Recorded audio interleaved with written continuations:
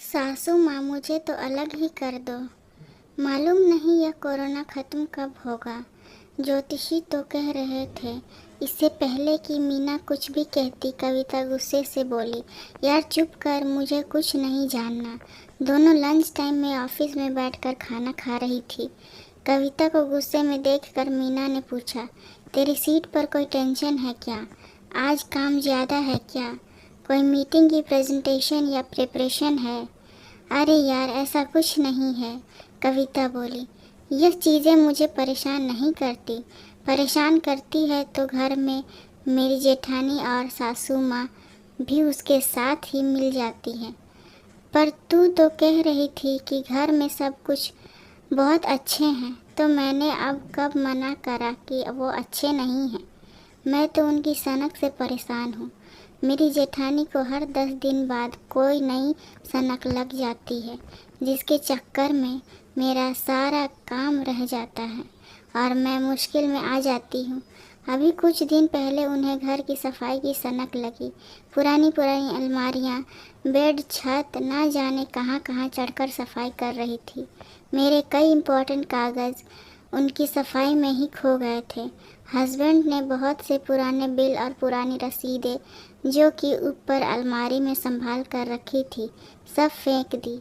Dustbin के कूड़े में से कागज़ छांटते छांटते हम दोनों की पूरी रात गई और दफ्तर भी आना था।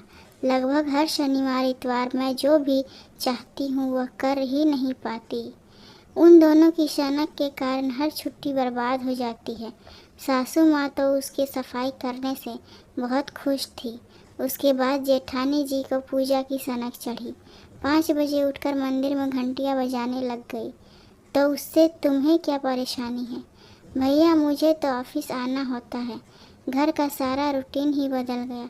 7 बजे तक उसके बच्चे को भी स्कूल जाना होता है।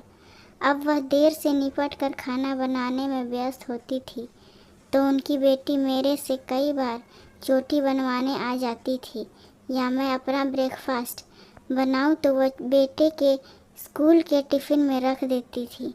सबको हर काम समय पर ही करना होता है और उसकी पूजा का पता नहीं कब तक चलेगी। यहाँ तक भी ठीक है, एकादशी, अमावस्या, पूर्णिमा को तो उससे सुबह सुबह उसे मंदिर भी जाना होता था। पूजा के चक्कर में जो गैस धोने बैठ जाती है, तो मुझे तो खाना इंडक्शन पर ही बनाना पड़ता था।